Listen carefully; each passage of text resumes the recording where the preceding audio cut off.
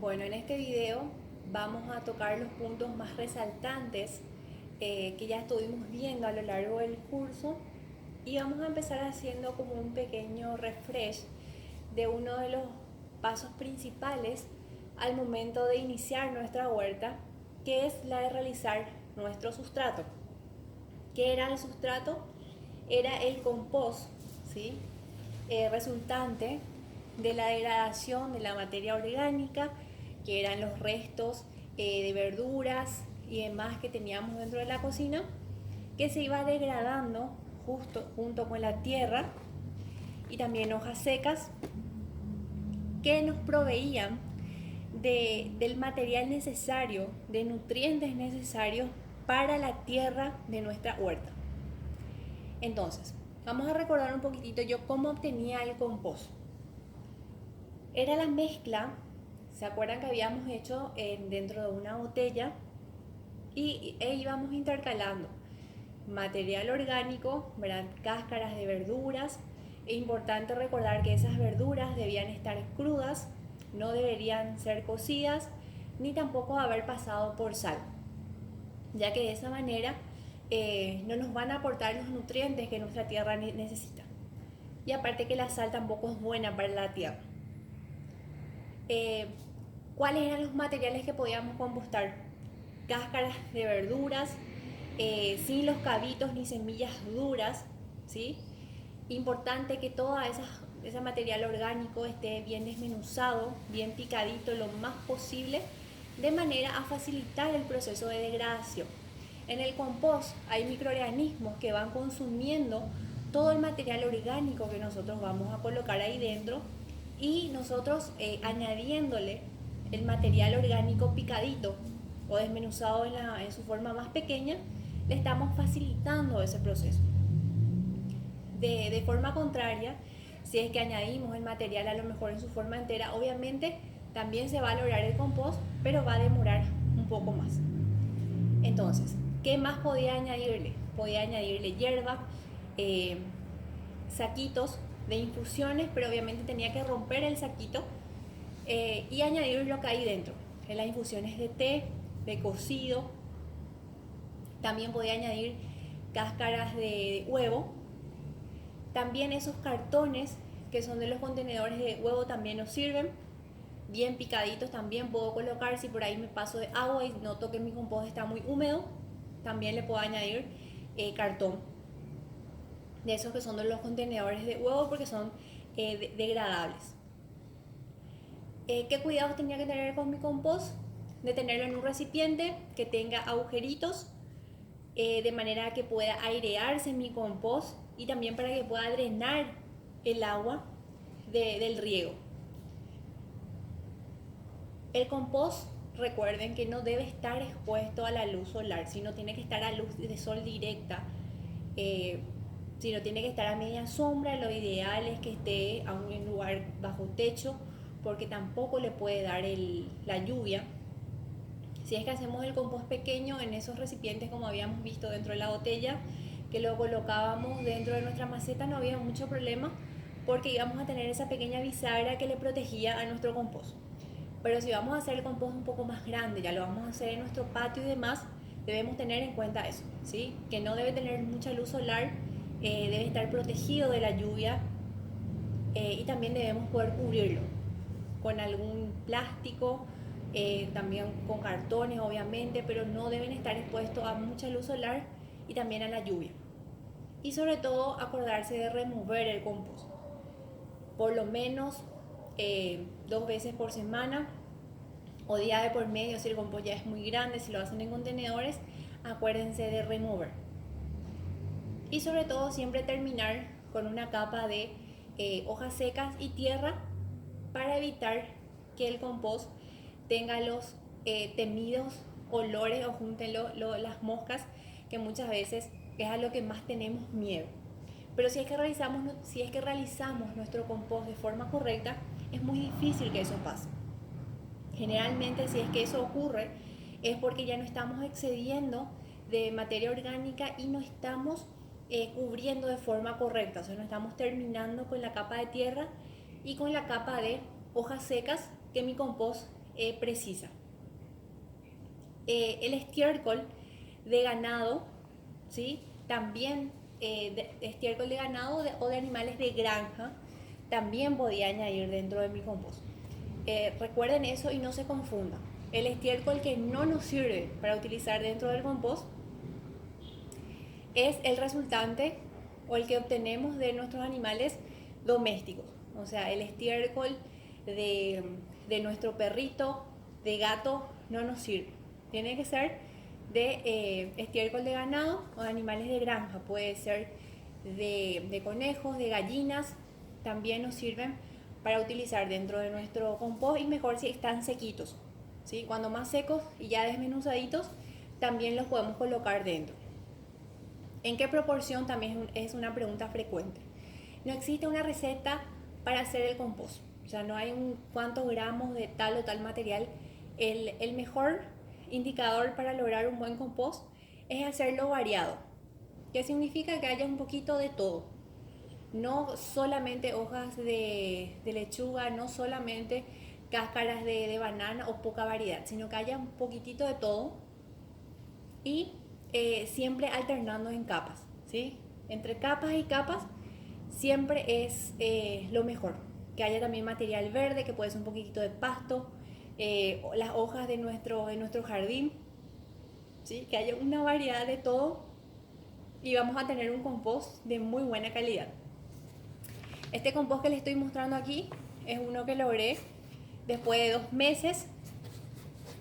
Si se fijan, una de las formas en cómo yo me puedo dar cuenta que mi compost está listo es cuando ya no noto, ya no veo ningún material orgánico que yo coloqué dentro, ¿sí? Yo miro mi compost, es un compost suelto, si se fijan, es una de las características de un compost bien logrado, que debe ser suelto. Al tacto se siente húmedo, pero es suelto, ¿sí? Lo puedo presionar, no se apelmaza, ¿se fijan? Lo presiono, no se apelmaza y también cae bien, ¿sí? No cae así como en bloque, o al presionar no se queda así pastoso, ¿sí? Pesado. Es uno de los puntos que tengo que tener en cuenta para mi compost. Porque ¿qué pasa si el compost me queda muy apelmazado, muy duro? Obviamente mis plantas, mis raíces no van a poder distenderse y no van a poder respirar adecuadamente.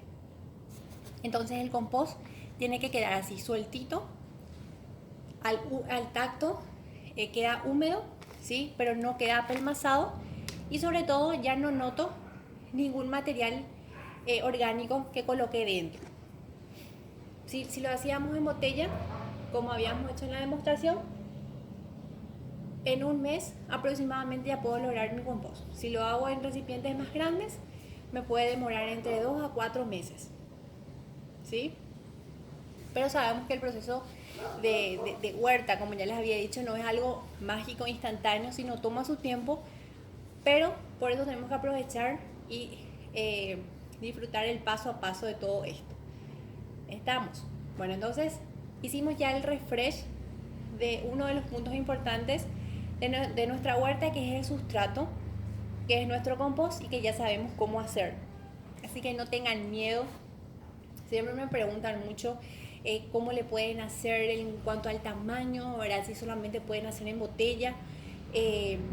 No, la botella es solamente una demostración de cómo hacerlo en el caso de que tengan un lugar pequeño, ¿verdad? De que no cuenten a lo mejor con un espacio un poco más grande para tener a lo mejor una caja o un contenedor o un balde, pero ustedes lo pueden hacer en lo que ustedes quieran, ¿sí? Y siempre es el mismo proceso.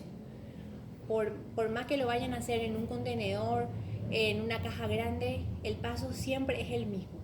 Ir apilando capas de tierra, hojas secas, material orgánico, y terminar siempre con tierra y hojas secas. Ese es el paso para cualquier tamaño de compost que vayan a realizar. Y siempre removerlo y cuidar la humedad, y también cuidarlo de la luz solar y de la lluvia por sobre todo, ¿sí? El compost no debe estar expuesto a la lluvia ni tampoco a un exceso de luz solar. ¿Estamos? Bueno, entonces tenemos lo primero, que es nuestro sustrato para nuestra huerta. Lo segundo que tenemos que tener en cuenta es el tamaño del recipiente que voy a utilizar para mis plantas. Entonces, una vez que yo tengo el sustrato, lo segundo que me tengo que preguntar es qué plantas, qué hortalizas quiero tener dentro de mi huerta, para de acuerdo a eso ir viendo el tamaño de la maceta o del recipiente que yo voy a utilizar, porque ya habíamos dicho que puede ser cualquier recipiente, no necesariamente tiene que ser una maceta. Puedo utilizar botellas, puedo utilizar cajones, esos cajones las tomateras, las que conseguimos de las frutas y demás. Cualquier material, cualquier recipiente es útil para utilizar dentro de mi huerta. ¿Qué era lo que tengo que tener en cuenta? Es el tamaño. ¿Sí? ¿Se acuerdan que habíamos visto una unidad en donde tenemos los tamaños indicados de recipientes según el tipo de hortaliza que yo quiero sembrar? Entonces, tengan en cuenta esas recomendaciones de los tamaños al momento de elegir la maceta que van a utilizar en base a la hortaliza que quieran sembrar, ¿sí? Entonces, acá yo tengo macetas obviamente que son de barro, entonces ya vienen, ¿sí? Son macetas jardineras, obviamente ya vienen con los orificios. Pero ¿qué pasa si es que van a utilizar, casi se nota, ya vienen con un orificio, ¿sí? Propio, porque ya es para utilizar dentro de una huerta o un jardín? Pero ¿qué pasa si yo utilizo botellas, si utilizo a lo mejor un balde viejito que tengo por ahí? Le tengo que hacer el orificio. Entonces siempre también recuérdense eso. Cualquier recipiente que vayan a utilizar, de hacerle el orificio en la base para que eso permita drenar el líquido del regado de nuestra huerta, ¿sí? Bueno, entonces, recuerden entonces, volver a mirar las recomendaciones de tamaños de macetas según el tipo de hortalizas que van a cultivar. En una maceta de 5 litros yo ya podía tener aromáticas, podía tener una planta de lechuga, puedo tener hasta 2 cebollitas de verdeo, también ya puedo tener. Yo siempre les recomiendo que cuando van a empezar con la huerta, inicien con las aromáticas.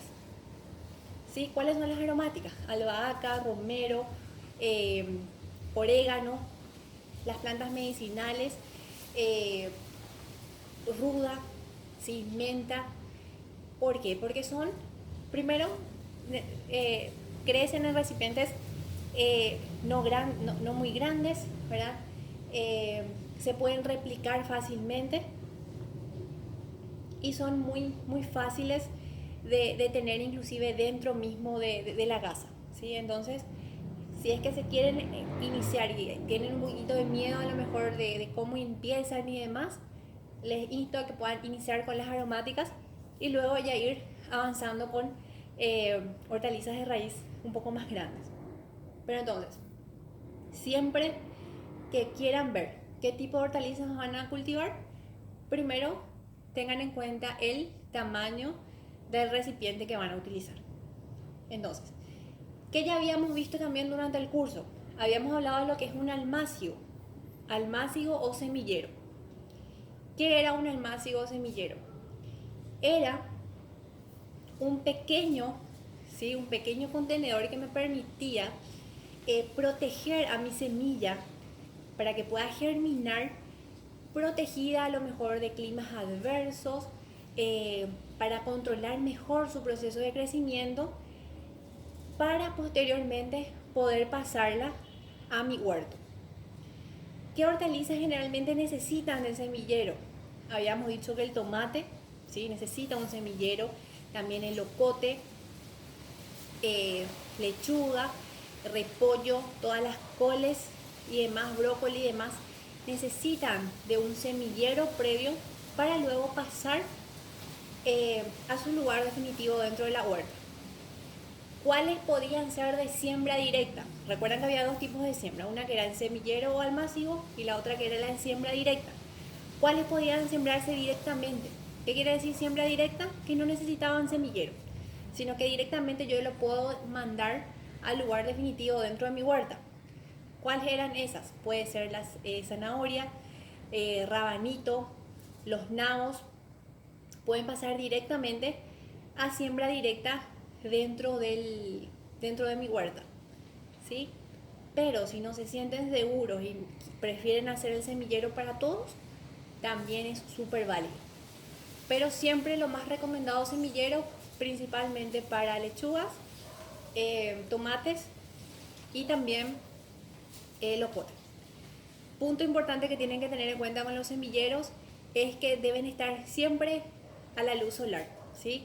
El semillero lo ideal es que no estén tanto a la sombra, por lo menos entre 4 a 5 horas de sol que tengan por día, porque de esa manera aseguran que el plantín crezca de forma correcta. O de lo contrario, si crecen mucho a la sombra, las plantitas después se alargan demasiado, ¿sí? Se alargan las plantitas y es como que no tienen fuerza y se van cayendo, ¿sí? Entonces, punto que tienen que tener en cuenta con el semillero.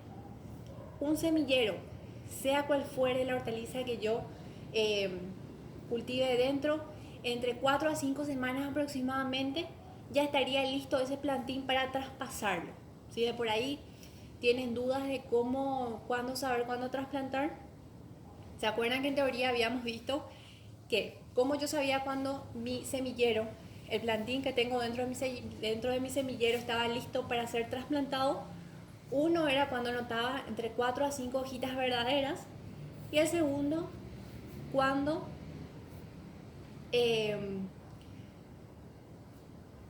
entonces el primero me quedó un poquito cortita ahí. Se me fue la idea. ¿Cómo yo sabía cuando mi semillero estaba listo? Uno era cuando tenía 4 a 5 hojitas verdaderas, o el segundo, ahí estaba lo que les quería decir que se me fue. Cuando pasaron entre 4 o 5 semanas de que hice mi primera siembra dentro de mi semillero, ahí estaba listo mi plantín para ser traspasado a mi huerta, ¿sí? Entonces vamos a manejarnos en ese parámetro. Entonces ahora ya hablamos de semilleros.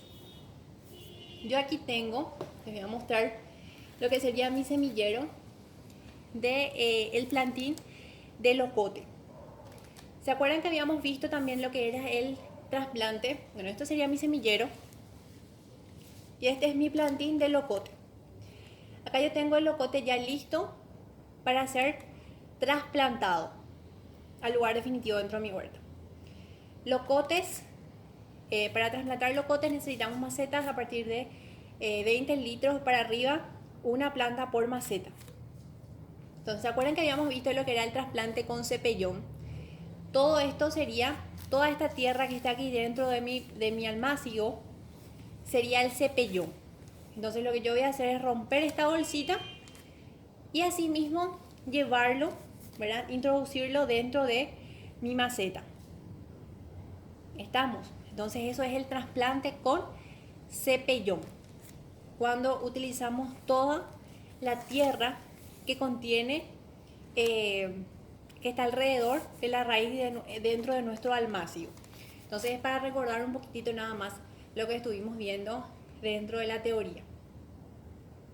Otros hacen el trasplante, lo que se llama a raíz desnuda, ¿verdad? Donde quitan y van simplemente quitando toda la plantita con su raíz, pero siempre es más práctico utilizar con el cepellón completo.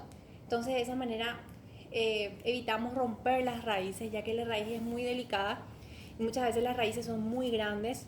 A veces notamos las raíces que están hasta aquí abajo y todo inclusive, por eso parece muy grande el almácigo, pero las raíces obviamente van a crecer según el tamaño de nuestro almácigo que le hayamos hecho. Si es que yo utilizaba mi almácigo, si es que utilizaba para mi almácigo el tubito de papel higiénico que les había dicho, ¿se acuerdan? Igual mi plantín iba a crecer súper bien, inclusive así mismo podía trasvasarlo dentro de mi plantera, porque ese tubito es degradable, ¿sí? En este caso yo voy a quitar la bolsita esta y lo voy a trasplantar dentro de mi maceta. Esto yo lo voy a trasplantar dentro de una maceta porque es locote. Entonces, locotes, recipientes a partir de 20 litros y una planta por maceta. ¿Estamos? Bueno, entonces ya hablamos del compost, hablamos de las macetas, de los tamaños para que tengan en cuenta. Y ahora vamos a hablar un poquitito de cómo preparar la tierra para hacer nuestra siembra. Nosotros ya habíamos hablado un poquitito también en teoría sobre esto. Siempre acuérdense del porcentaje de 50-50. ¿Qué quiere decir eso? 50% tierra normal que tenemos en nuestro jardín, ¿verdad? Tierra normal que tenemos ahí en nuestro patio, y 50% de compost o humus, ¿sí? ¿Para qué esto? Para preparar nuestra tierra y dejarla bien preparada, bien nutrida, para poder recibir a ese plantín o a esa semilla que yo voy a utilizar dentro de mi huerta.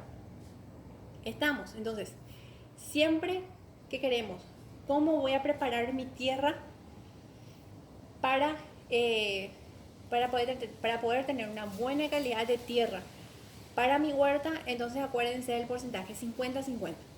50% tierra común, 50% de compost.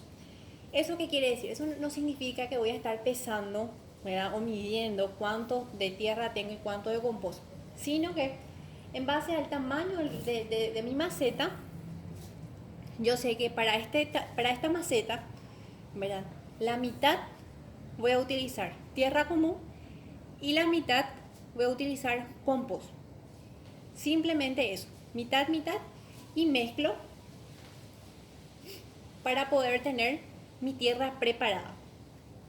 Un dato importante que aquí les quiero comentar, que también es muy bueno. Se habla mucho de lo que es el pH de la tierra y demás, seguramente van a ver inclusive en internet y todo.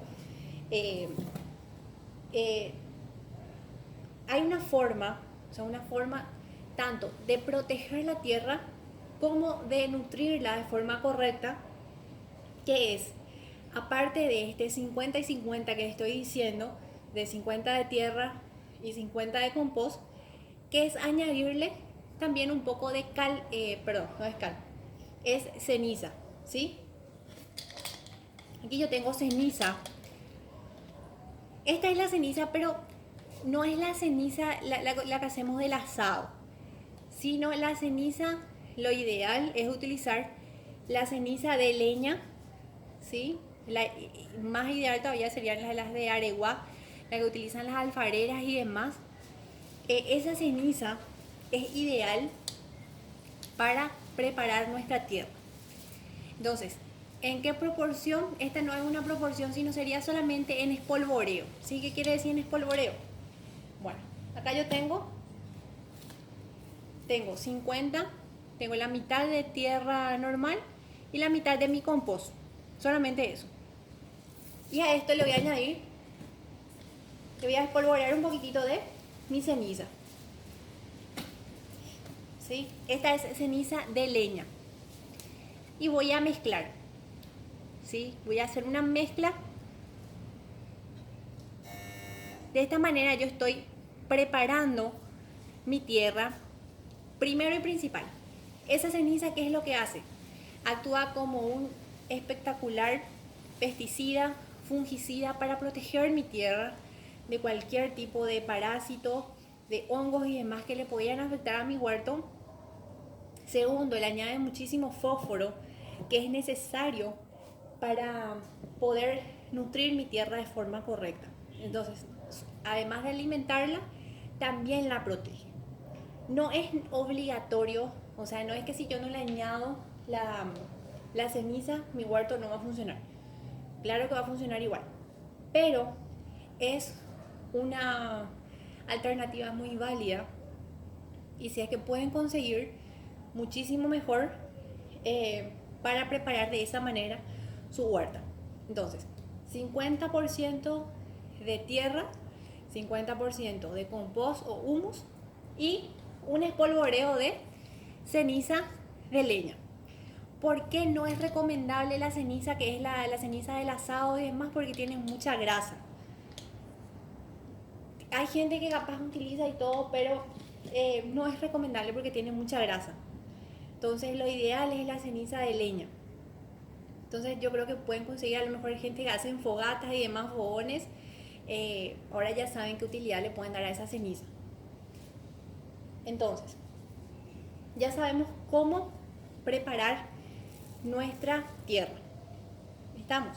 Ya vimos el tercer punto, que era cómo preparar mi tierra para que pueda recibir tanto. Esta es una tierra que ya está preparada. Si es que voy a sembrar aquí semillas, ya está lista para recibir semillas. Si es que voy a trasplantar mi almácigo o mi semillero, también ya está lista, ¿sí? Entonces, es una tierra que ya está apta para recibir el plantín o la semilla que yo le quiera dar. Entonces, hasta aquí vamos a hacer esta primera parte.